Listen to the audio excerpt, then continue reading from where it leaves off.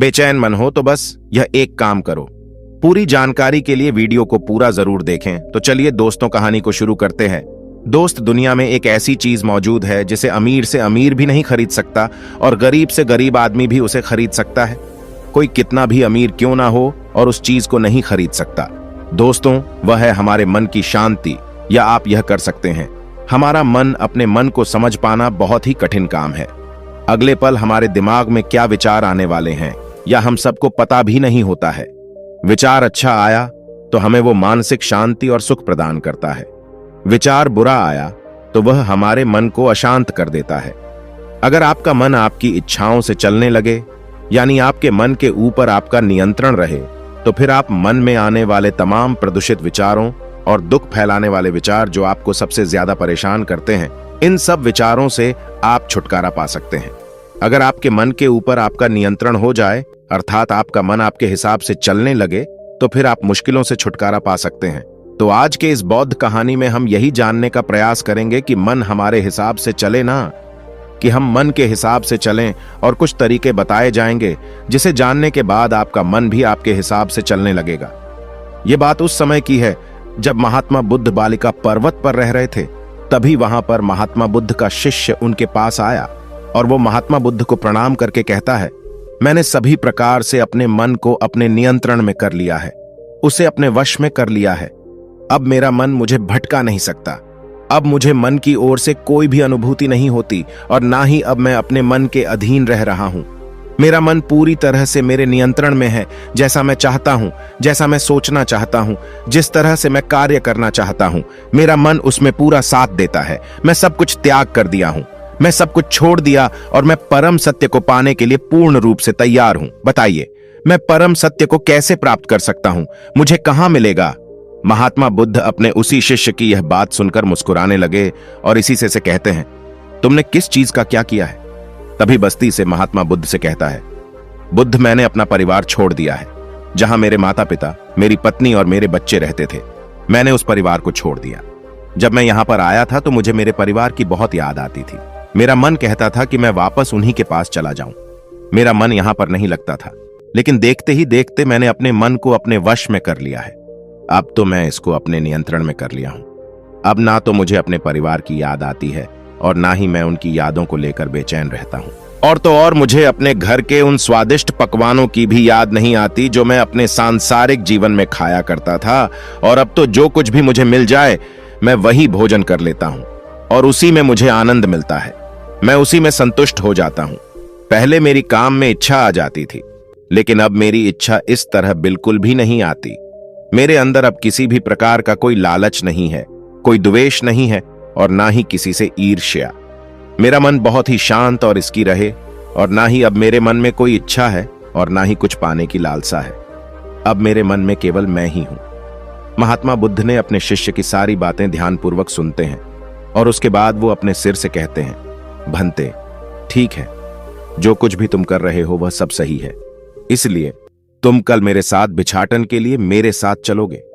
वसई से महात्मा बुद्ध के मुख से यह शब्द सुनकर बहुत ही प्रसन्न हो जाता है और उनसे कहता है, जैसा आप चाहे। अगले दिन सुबह महात्मा बुद्ध और वहां से दोनों देशों के लिए आश्रम से निकल पड़ते हैं। जब महात्मा बुद्ध और उनका शिष्य भिक्षाटन के लिए एक गांव की तरफ जा रहे थे, तभी रास्ते में एक बहुत ही मनोरम उद्यान पड़ा। वहां पर बहुत ही असीम शांति थी। चारों तरफ हरियाली थी, मध्यम हवाएं बह रही थीं। हर तरफ मानवीय बिखेर दी गई। यह सब देखकर वह से मंत्रमुग्ध हो गया और वह मन ही मन सोचने लगा कि यदि मैं यहां पर आकर ध्यान करूंगा तो मैं परम सत्य तक अवश्य पहुंच जाऊंगा। परम सत्य मुझे जल्द ही मिल जाएगा। और अभी यही विचार उसके मन में बार बार आने लगा। वह बार बार उसे उद्यान के बारे में सोचता, वहां की शांति, वहां की हरियाली, उन हवाओं के बारे में, उस उद्यान के फूलों की खुशबू के बारे में जो वहां की हवा में बह रही थी। उसके मन में वहां जाने की तीव्र इच्छा होने लगी। लेकिन उसने जैसे तैसे खुद को संभाला और महात्मा बुद्ध के साथ दूसरे गांव में जाकर भिक्षा मांगकर वापस आश्रम लौट आया। लेकिन अभी उसके मन में उस उद्यान में जाने की तीव्र इच्छा जाग उठी थी और उसकी यह इच्छा समय के साथ और भी अधिक प्रबल होती जा रही थी। उससे अब रहा नहीं जा रहा था। वह कैसे भी उस मनोरम उद्यान में जाना चाहता था, अब उससे रहा नहीं जा रहा। वह तुरंत ही महात्मा बुद्ध के पास जाकर उन्हें सादर प्रणाम करके कहता है, हे बुद्ध। वह उद्यान बहुत ही सुंदर कहा, और वहां पर जो शांति थी, जो हरियाली थी और वहां की हवाओं में खुशबू बह रही थी, उससे मेरा मन और भी शांत हो गया था।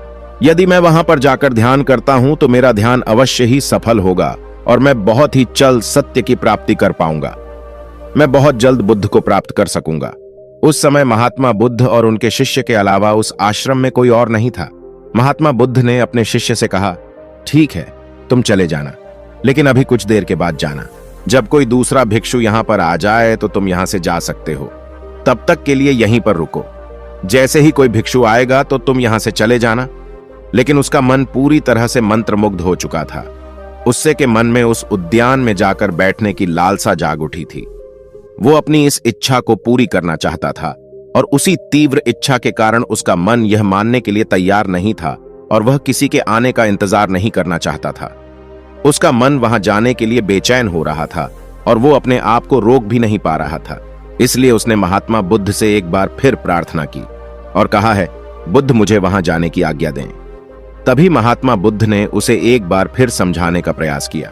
उन्होंने कहा, मैंने तुम्हें पहले ही कहा है, कुछ देर प्रतीक्षा कर लो। जैसे ही कोई भी भिक्षु आएगा तो तुम यहां से चले जाना। लेकिन वह से इससे उसका मन तो में जाने के लिए मचल रहा था। वहां जाने की इच्छा उसको और ज्यादा बेचैन कर रही थी।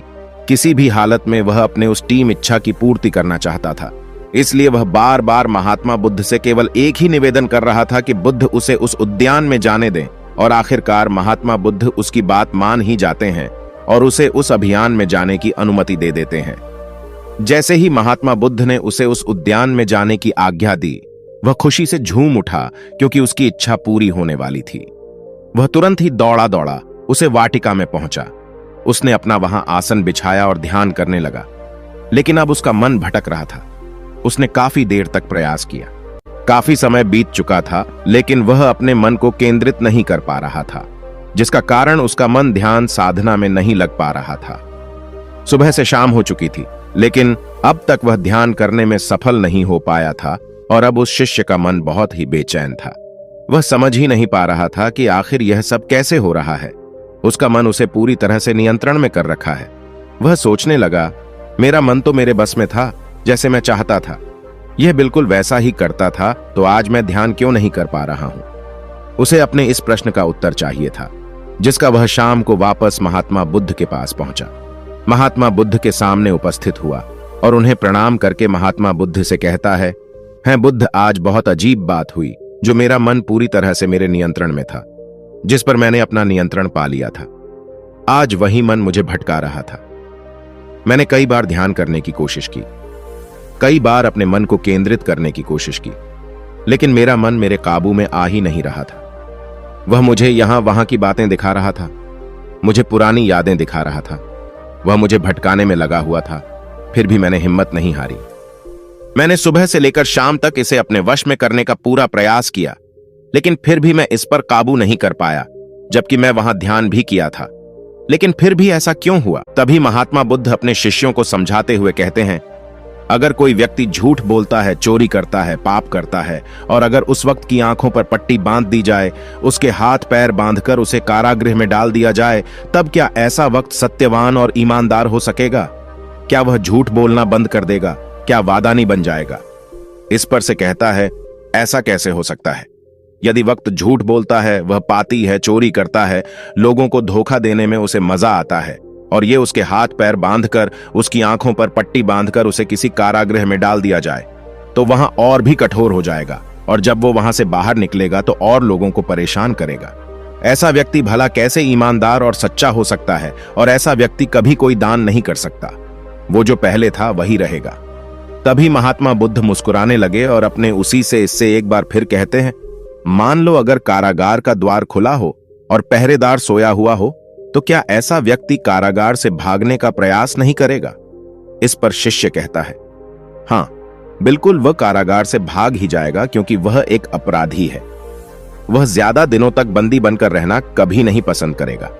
उसे अपनी आजादी पसंद है और उसे लोगों को परेशान करना भी पसंद है। इसीलिए वह उसका कारागार में रह नहीं पाएगा।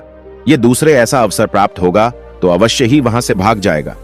तभी महात्मा बुद्ध ने कहा, तो क्या कारागार से भागने के बाद सत्यवान हो सकता है? क्या वो सत्य बोलेगा? क्या वह ईमानदारी की राह पर चल सकता है? क्या हुआ, दानी बन जाएगा? महात्मा बुद्ध के इस सवाल का जवाब देते हुए शिष्य से कहता है, वो भला ऐसा कैसे हो सकता है? वो तो अपराधी है, गुनाहगार है, जिससे लोगों को परेशान करने में मजा आता है, जिससे चोरी करना अच्छा लगता है। वो गलत सत्यवान कैसे हो सकता है? वो भला ईमानदारी की राह पर कैसे चल सकता है? वो तो असत्य ही बोलेगा। वह लोगों को तंग नहीं करेगा, लोगों को परेशान करेगा, क्योंकि उसे उसी में आनंद आता है। जब तक उसमें कोई परिवर्तन ना हो तब तक वह उसी गलत राह पर चलता रहेगा। तभी महात्मा बुद्ध मुस्कुराने लगे और अपने उस शिष्य से कहते हैं, भंते, जिस तरह से वह प्राधिकारी से भाग जाएगा, वैसे ही तुम्हारा मन भी कारागार से भाग चुका है। भला कारागृह में कौन रहना चाहता है? जब जिसे मौका मिलता है कारागृह से भाग ही जाता है। दुनिया की हर एक जगह अच्छी होती है, बस बदलाव खुद में लाना होता है। तुम्हारा ध्यान यहां पर भी लग सकता था, और जैसा पहले था तुम्हारा ध्यान लग भी रहा था। कस्टमर खुद को जागरूक करने की जरूरत थी कि जो वहां प्रकृति थी वहीं यहां पर भी जो लोग पूजा पाठ करते हैं। जरूरी नहीं कि मंदिर है, जाए तो ही उनका मन शांत हो। मन अगर शांत है तो घर भी मंदिर बन जाता है। बुद्ध कहते हैं, मन की शांति खोजना है तो खुद के अंदर जाने का प्रयास करो। बाहर के वातावरण में मन की शांति नहीं मिलेगी, मन भटकता रहेगा।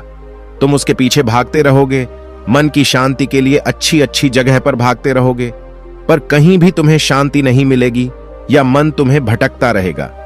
तुम उसके पीछे भागते रहोगे पर तुम्हें कभी भी नहीं मिल पाएगी। इसलिए शांति लानी है तो खुद के भीतर जाने का प्रयास करो। इसके लिए खुद के भीतर की यात्रा करो। इंसान दिन भर भागता रहता है, यहां वहां सिर्फ सुख पाने के लिए। अगर उसे थोड़ा सुख भी मिल जाता है तो वह और अधिक सुख पाने की इच्छा में भागने लगता है। जब उसे और अधिक सुख मिलता है तो वह उससे ज्यादा सुख पाने की राह निकल पड़ता है।